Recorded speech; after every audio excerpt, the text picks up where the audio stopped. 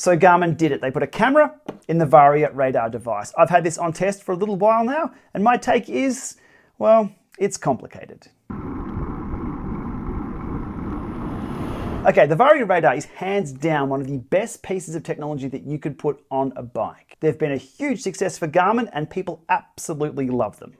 Now, a quick summary of what a Varia Radar device does. Well, first of all, it's a light, so giving you more visibility out on the road, and the radar device will alert you via visual or audio alerts of anything approaching from behind from around 140 meters back. You'll get an alert on your head unit, your watch, or from your mobile app if you've got the app paired. And typically you'll get those alerts well before you'll hear anything coming up from behind you. The Varia Radar product evolution from Garmin has been the RTL 500, the old square unit, the more refined RTL 510, the 515, which added Bluetooth technology, and now we have the RCT715 that has a camera.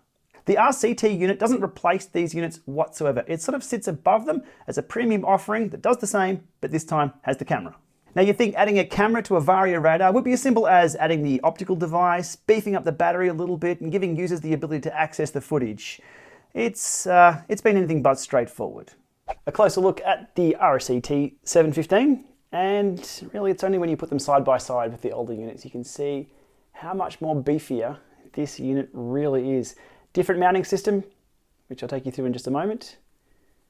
But overall height about the same. Weight is a lot more. Button on the side too, as opposed to on the top, which can get full of grit.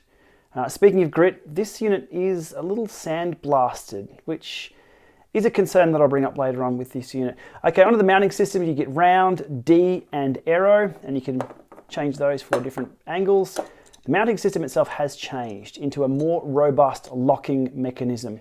So unit goes on and clips down like so. Also these farm gates, they're supplied rather than just the O-rings, much more sturdier. You've also got some zip ties that come in the box too. Okay, that off, let's put this on the scales. Okay, coming in at 147 grams. As reference, the older unit comes in at 71. So this unit being double the weight. On the back is the micro SD slot, which I will open. Like so. So no onboard storage, it's all external. And the card that it comes with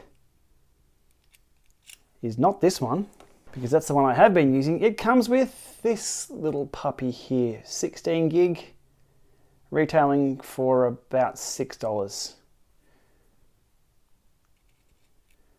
It goes in a little bit of a fiddle to get that done and in, locked, but I don't expect people to be popping cards too often. Well, not when they sort the app out anyway. Another feature we can all celebrate is this is now USB-C. And they also provide a USB-C cable in the box. And something I forgot in the intro there, the RVR315, which is just the radar, nothing more. This unit still exists. It doesn't have a light, obviously, not a camera either. I haven't actually seen any of these out in the wild. Everyone opting for the light version, and now, most likely, the camera version too. The RCT715 retails for a price of $399 US. In Australia, doing some quick back of the envelope conversions plus GST, I'm expecting it to be around 600 to 650 Aussie dollars. Now, if you're expecting this to be an action camera, you're going to be disappointed on a few fronts.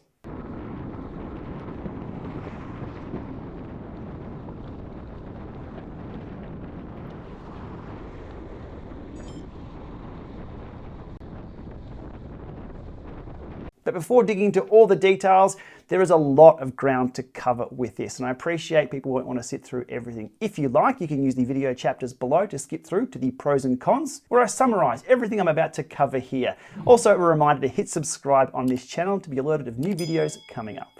Okay, and with that, let's get into the details today. Garmin's goal for this device was as follows. First of all, rider visibility and safety, and that takes place via the light. Enhanced rider road awareness, and that's done via the radar device. And with this unit, the camera, capturing the most important incidents that are happening out on the road and locking that footage down to the SD card. Now, quickly covering the light and radar functionality of the RCT715, and it remains the same as the RTL515. Where you get an ANT Plus compatible light in all its modes. The radar functionality is identical to the previous units. It has Bluetooth compatibility to connect to the Varia mobile app. Now I'll put a link below to my video where I do show the RTL515 in action from a number of perspectives out on the road. Once from a widescreen shot, secondly from a vehicle driver, what they can expect in passing somebody with a radar and a light, and from the rider's perspective as well. What's their experience if they're using a radar out on the road? As mentioned, everything remains the same with this unit for those functions, including the compatibility with Connect IQ apps, and one I think everybody should have if you have a radar and a compatible edge device, is the My Bike Traffic data field. So a quick comment on the safety side of things, and for me, having a camera on the bike does not improve my safety whatsoever. It doesn't change my experience on the bike. The light does allow me to be more visible, and the radar does, giving me more information about my surrounds and what's coming up behind me. The camera itself is just an after-the-fact incident recorder. It's just along for the ride for whatever happened. Focusing on the camera on this new unit, there are 3 camera modes. There is camera always on, so continuous recording. There's a radar event detection mode for the camera where it will only start recording when a radar event takes place and will continue to record for up to 60 seconds after a vehicle has passed. And there's off, where the camera isn't on at all. The camera options, 2 different resolution options. We have 720 or 1080. I've exclusively been using 1080. Ain't nobody got time for 720 and the lack of pixels that has on screen. The overlays shown on screen can show date, time, GPS coordinates, and rider speed. The GPS coordinates and rider speed needs the Varia app or a compatible edge paired to the unit to grab that information. In testing just this unit with the Varia app, I was unable to get updated GPS coordinates and speed shown on screen, so I encountered a little issue there with the app. There's also sound on or off options. This thing has a little microphone. So how good is the microphone on the RCT715? Well, here's a sound test using the unit itself right now. And over here to my iPhone 12. 1, 2, 1, 2, 3. 1, 2, 1, 2, 3. Configuration of the camera and the device itself is done via the Varia mobile app or from a compatible Garmin device such as an Edge 1030 Plus. Onto the storage, and as you saw before on the back here, it has a micro SD card slot, and I highly recommend upgrading from the budget level 16 gig card that this unit is supplied with to something like a 64, 128 or higher. Also, the footage is stored in 4 separate places as shown here on the screen. So there's events where the video is saved that contain videos that are saved automatically when the device detects an incident. I'll talk more about incident detection in a moment. Photos, if you take a photo with pressing the button under certain configuration settings, it'll save JPEG files. Saved contains videos manually saved by the user. And lastly, there's the working directory, I call it 103 saved, which contains the unsaved video footage, and the device overwrites the oldest unsaved video when the storage space for unsaved videos is full. The RCT715 splits those unsaved files into 30-second videos and also records a secondary metadata file as well, resulting in quite a lot of files for every ride that I did. Onto the usage, and again, it's not quite straightforward. There are a lot of different options and ways to use this device. I'll put 3 on the screen here and run through those. Starting off with the RCT715 paired with a compatible Garmin Edge or a Garmin wearable. Secondly, you can pair this to a third-party bike computer such as a Wahoo, Hammerhead, etc. And lastly, it can be used as a standalone unit, paired to nothing at all. In which case, you'll get the light intensity will change on radar event detection, and you'll get the camera operating in the mode that you've configured. Now, in addition to all of that, you can also use the Varia mobile app paired to this unit via Bluetooth, where you'll get audio alerts and your phone will vibrate. Or if you're just crazy enough to have the app open and are looking at the screen while you're riding, you'll get this experience when cars pass.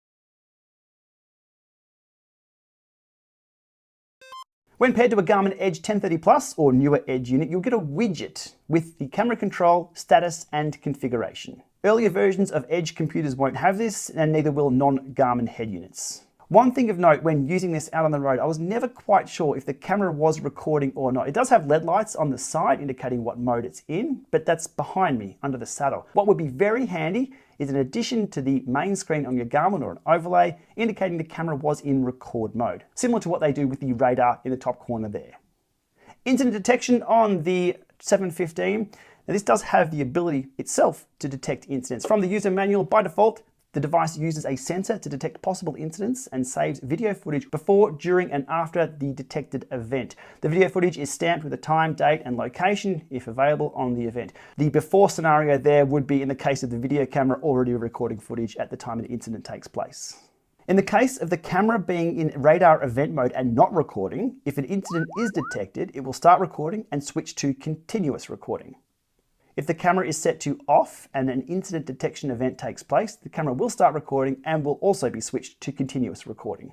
One thing of note with the incident detection on this unit is that if it's paired with a compatible Garmin Edge or wearable, the incident detection functionality will be handed off to that unit and not come directly from the unit itself. Everything else remains the same.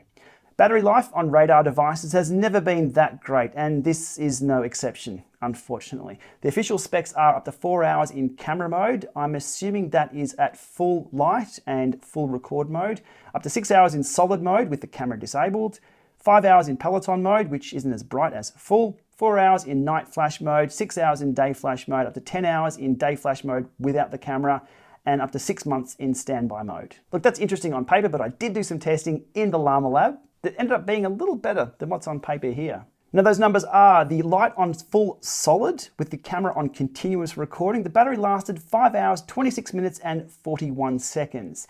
The camera settings were 1080 with sound turned on, and that resulted in 1,302 files. They're both MP4 and GLV, which I'm assuming is metadata files. This also resulted in 46.36 gigabytes of data. Doing the math on that, it comes out to about 8.5 gig per hour at 1080 with sound on. Now that's one full battery discharge, which was far, far more than the 16 gig that this was originally supplied with. Light in Peloton mode, so a little bit dimmer.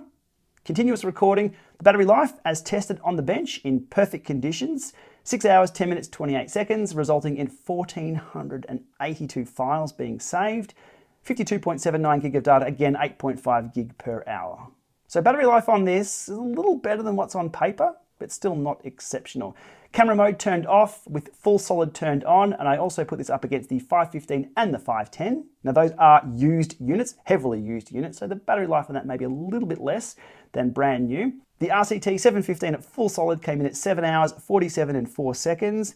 The 515 came in at 6 hours, 25 minutes, and the 510 came in at 6 hours, 22 minutes. Those two being very, very close. So the battery life on this without the camera is a little better, but it's definitely not exceptional.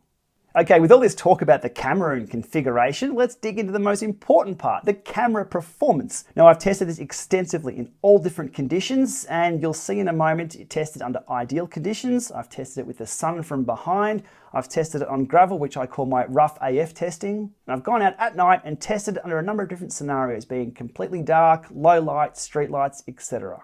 I also played a game of let's try and pick the number plates of cars passing, with very ordinary results with that. All right, let's have a look at how this camera performs. Okay, don't get too excited. This is the GoPro on the front of the bike that I'm using as a baseline / comparison with the RCT715, and which is now just activated. You can see here, no stabilization, quite a lot of pixelation, and not a lot of clarity compared to switching back there to the GoPro. Okay, 2 more cars coming past.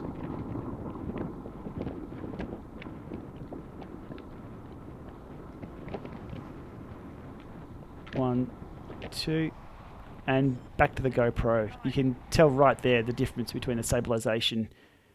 Now, slowing down the first pass, and I will pause this in just a moment on the clearest picture of the number plate I have. Now you can get car make, model and color.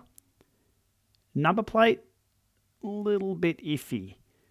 Not something you can really take to the police without a little bit of guesswork, but that's as clear as that number plate got as it went past.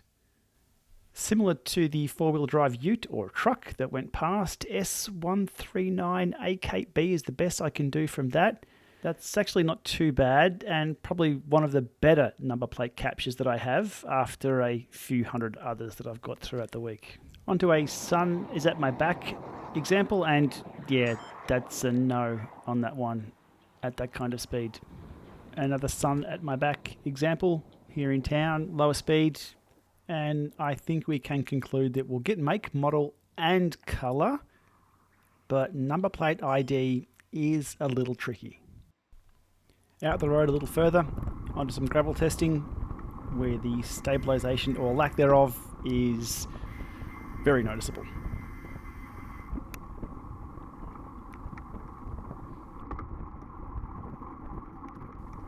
However, to my surprise, the angle of the light hitting the license plate here was perfect. Able to see that pretty clearly. Alrighty, really putting the camera to the sword now in the dark nighttime testing. Now there's no specification of how good the camera should be in the dark, and as we can see here, I would struggle to pick the make, model, and color of car before diving into the license plate. So while the radar works perfectly at night, and the light obviously works best at night too, the camera doesn't perform so well.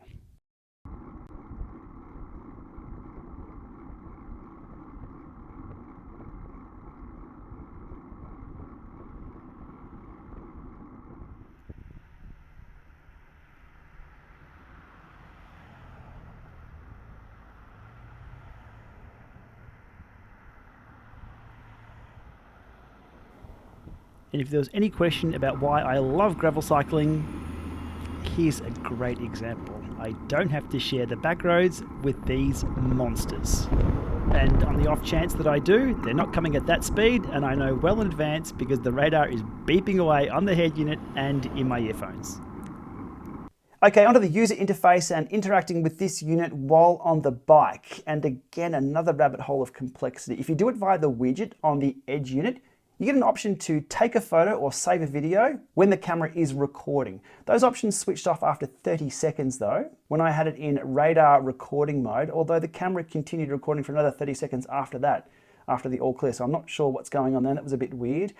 The RCT715 does have status lights on it, but they're next to useless when you're riding your bike, unless you can like bend around and contort yourself to see what's going on. That's not going to happen. What would be excellent, and I've mentioned this before, I'll mention it again until we see this, is to have a record indicator similar to the radar icon on screen at all times.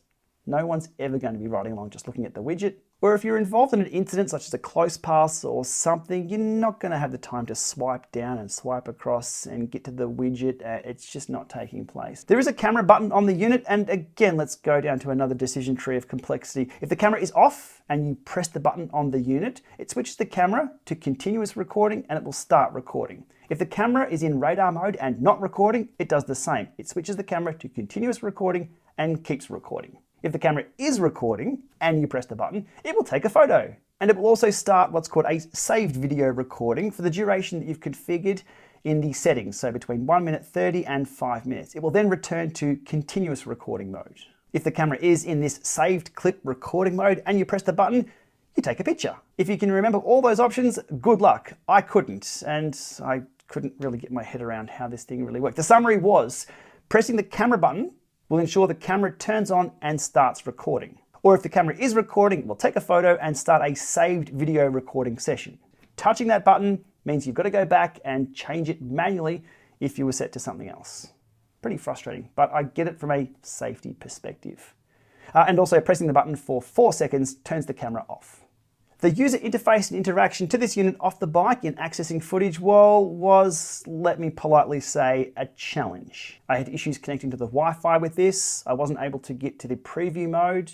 I could download footage, but the speed of that was dependent on how many Bluetooth connections I had to my phone and what Wi-Fi was in the area. The less I say about this, the better. It was absolutely horrible. I found that opening the back up, popping the SD card was pretty much the only surefire way I could get to the footage quickly. I really expect the app to be upgraded very, very soon with a much smoother user experience. Okay, here we are. On to my pros and cons and condensing everything down that I've been talking about for the last little while.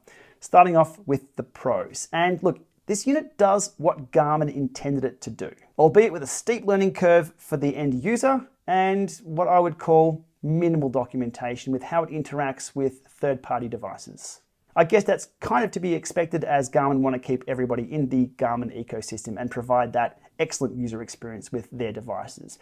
The light and radar functionality identical to the previous model, so that's a big tick. I absolutely love the radar device, and the light's also a good thing. And it's another hat tip from me to the mounting kit that's supplied with this unit. Super solid, compatible with almost everything. It's really, really good.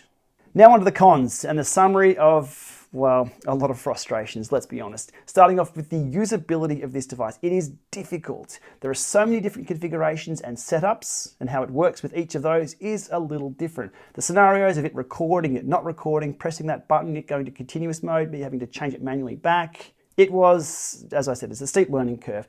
The problems with the Varia app in general, full stop on that. Let's say no more until they update that app. The transfer speed via the Varia app to get the footage was horrible. I've been requested to do some troubleshooting with that 2 days out prior to release. That's what you do 6 months prior to release, not within a few days of release. So that's currently pretty bad. USB mass storage transfer from this as well was quite slow. Popping the SD card out was the best way for me to access the footage when I needed to for making this video. 46 gig of data for 5 hours or so is quite a lot. The 16 gig card on here won't even record 2 hours of continuous footage. It's unacceptable. A $6 card in a $400 device when a 64 gig card is only a few dollars more. Garmin have really pulled a shifty on that one. The 1080 resolution is okay if the image is stabilized and uses a high bitrate. This does neither. Ideally, at a minimum, I think this should have been at least 14:4 resolution, maybe even a 14:4 sensor, recording in 1080, giving it the ability to do some on-camera stabilization. It doesn't do that either. The low light performance of the camera,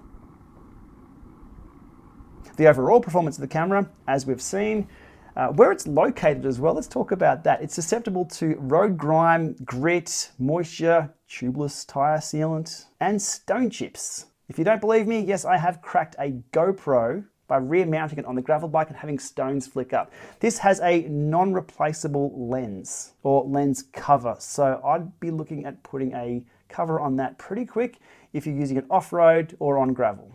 I guess if you're wiping mud off too with some gloves on, trying to clear the camera after you've gone through some grit, there's a chance there that it may scratch the lens there. So I'd be very careful with this and definitely put a protector on it. The weight of the thing as well, as you saw on the scales there, it's very beefy, and related to that, battery life. It really wasn't double that of the RTL 515, even with the camera off. It was better, but it didn't jump out to me and say, hey, it's definitely worth carting this around on the back of the bike because of the battery life. Again, quick back of the envelope calculations, you're probably going to be charging this 3 times more than you're charging your Edge unit on the front of the bike. The two things this really needs as it stands with the current hardware is one, a better app and a better user experience, and that manual to be really pushed out to let us know exactly how this thing works under all different scenarios. The manual I was supplied was pretty thin on the ground.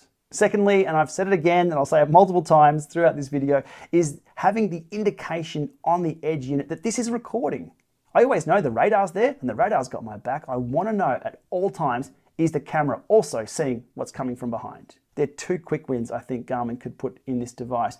What likely can't be changed or implemented with this current hardware would be, well, camera quality, battery life. However, I've got an idea. How about making it compatible with something like the external battery pack that the Edge units have on the front of the bike? Just whack a big battery pack on the back of that and double the battery or something. I'm okay with the weight if the functionality is there. With this, you get the extra weight, but not a lot of extra with the battery.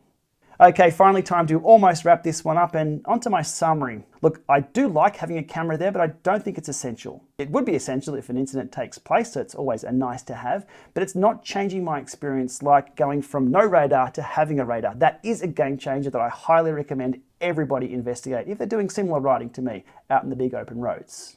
The camera is simply an after-the-fact incident recorder, and definitely not the level of an action cam you'd need to produce, say, high-quality content for a YouTube channel. I'll definitely be continuing to use this, and I want to be across the user experience, which I'm hoping rapidly changes now these things are on sale. But all in all, it's a bit of a letdown, feeling like we've got a device here packed with older tech being released in 2022. Garmin, I do love your work, but this really is underdone. The camera, the stability, it's just not there. The budget 16 gig card and the horrible user interface to the app. This to me defines a minimal viable product. And I do think this puts Garmin in a vulnerable position for someone else to come along and do it better. Now, if the history of the Fly products from Cyclic weren't just such steaming piles of shit, they would be absolutely primed to make something a lot better than this. But I don't think that's going to happen. Look, and with that, it's the year 2022. Let's move on to hopefully more technology soon that meets our expectations for what we should be having on our bikes. And with that, thanks for watching.